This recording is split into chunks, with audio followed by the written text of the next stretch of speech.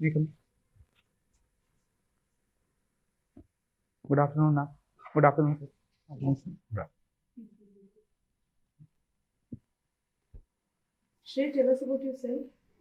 Ma'am, I'm Shrey Shashank. I was born in Muzaffarpur, Bihar, but I was brought up in Ghaziabad, Uttar Pradesh. I have done my engineering in computer science from Triple IT Delhi.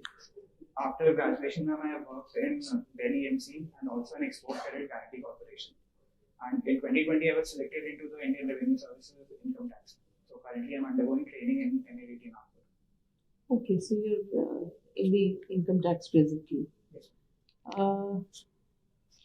So you're basically from Delhi NCR. Some from the Yeah. Okay. So tell me something. You follow international news? Do you read the newspapers? Yes, ma'am, I'm right. What paper do you read? I'm Indian Express. The Hindu. Okay. So tell me, India was in the Security Council for 2 years. So what was India's achievements? What were India's priorities in the Security Council? So, ma'am, as far as I'm able to recall, India basically focused on counter-terrorism. So, India was the head of the counter-terrorism committee, also it chaired it, and it was able to have multiple meetings and discussions on the prevailing issues of terrorism which was happening, and it was able to raise the voice that India has been trying to list few terrorists in the United Nations Security Council sanctions list, but it is being politically motivated decisions by other countries is leading to those not being sanctioned. And apart from that, ma'am, India talked about the peacekeeping. United Nations peacekeeping was an important issue which was taken up. Maritime security was also another focus which India looked at. And in all of these, India had multiple meetings, and for the United Nations peacekeeping, it came up with a technology also. I'm unable to recall that name, but it was mainly aimed at increasing their domain awareness in difficult situations where the peacekeeping forces were posting. So tell me something that are you also following? You following the current news on terrorism? You mentioned about terrorism and all, Yes, ma'am. but India has not had much success in designating these terrorists, right? Yes. Because of various countries. So tell us a little bit about that politics. So the listing of these terrorists in the various sanctions list is done by UNSC only, where the 5 permanent members includes Russia and China. So Russia has always been supporting India in their cases in listing, but there has been issues with respect to China, which has usually used its veto power to reject India's demands, while the other P4 members have supported India's demands. So in that regard, India has failed with many of its attempt to list people like Hafiz Saeed and others. But recently, one of the high-profile terrorists was included, and it was seen as a kind of China giving India an olive branch in some way after increasing tensions. You recall the name of the guy? Sorry, ma'am, I'm unable to recall at this moment. Okay. So this, what are you following in the Russia-Ukraine war? Russia-Ukraine war, recently there have been not like the coverage has not been as much as it was in the beginning, but still on the eastern part of Ukraine, the Kharkiv region, I think the battle is still going on there. But the overall intensity of battle has decreased because of the winter months in both countries, so which has made fighting a little bit difficult. But other than that, Ukraine has been able to maintain its stronghold, and it has been able to maintain major cities like Donetsk is still in its control, and it is trying to get back the areas of Kharkiv and I'm unable to pronounce the name. I'm sorry. From Russia, and Russia is also continuing with its offensive in these regions. So the original aim of Russia to capture Donetsk and other areas within 10 days, that has not been fulfilled. So we are coming up to 1 year of war, but still the battle is being contained in the eastern part of Ukraine mostly. What has been India's position on this war?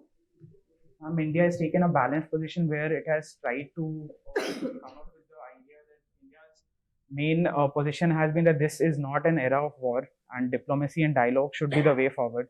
but it has not criticized either of the countries. And despite the pressure from West to criticize Russia's action, India has not openly criticized Russia for the actions that it has taken. So, what is special about the relationship with Russia? Russia is among our oldest and most trusted partners. So even during the Cold War, just after independence, starting from development assistance to our defense relations, Russia has always stood by India in all the trying circumstances, even when West was trying to ostracize India in various situations. So India values that relationship. India, not only the historical relationship, but also India realizes that it has a huge challenge of China up north. And using the wisdom of Kautilya also, you always try to keep the neighbors as your friend. So Russia strategically also becomes important to pressurize China also. And it also is a key pillar for India's own strategic autonomy. So India as a country doesn't want to become too much dependent on Western supplies and Western technology only. So this gives India diversification in international relations or overall the matrix that is there. And overall, we have strong defense ties. We are also working on technological developments and ties, because Russia is very good with the latest upcoming technologies with regards to cyber security and artificial intelligence and all. So there is a lot of scope for trade, as well as India learning from Russia, and the economic relationship between India and Russia has not reached its potential. So we are currently buying the record amount of oil from Russia, but with regards to various merchandises and services, there is still a lot of scope for improvement. So that is also an opportunity for India to maintain its relation with Russia. There's a big event going on in Bangalore on the air. Yes, ma'am. The air show. Yes, ma'am. So, what do you know about that? What is significant about it? Ma'am, so the event is Aero India, and it is basically a showcase of the various technologies that India has indigenously developed, as well as it provides a platform from various manufacturers from across the world to showcase their technologies. And it provides an opportunity for Indian manufacturing companies as well as Indian defense services to get a look at what the latest technologies are and if India wants to procure them.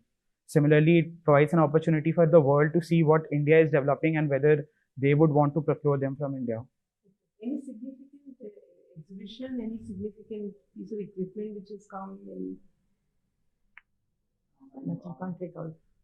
Ma'am, the latest fighter jets from US are present there, the F-22 Raptor, as well as I think F-22B Raptor is there, and other latest planes were mentioned, but I am not able to recall. Thank you. Why do you want to leave IRS?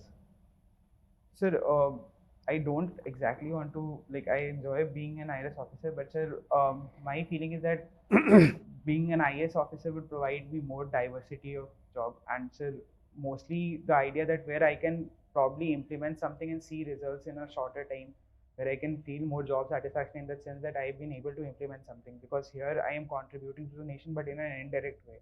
So it is difficult to see what impact I alone am having. Do you think, do you believe that tax planning can also lead to financial inclusion? Is there a way? Yes, sir. Like in the present regime, we have certain sections which encourage investing in mutual funds and unit-linked insurance plans and all.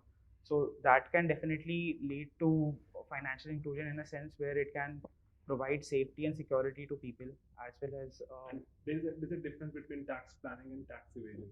Yes, sir. So let's say if we exempt all women from income tax, all Yes, women from income tax, all corporates existed with women's name, yes, from income tax, do you think it will lead to more financial inclusion of women? sir. I would not say so, sir, because it would become a tool of tax evasion also, sir. Because it will become difficult to see where the income is actually coming from, or in a sense, sir, I think it would increase the difficulty of the tax department, as well as it is not exactly sure that it would lead to financial inclusion in that sense, because it can lead to other people using the woman's name to just conduct business without the benefits actually going to the woman.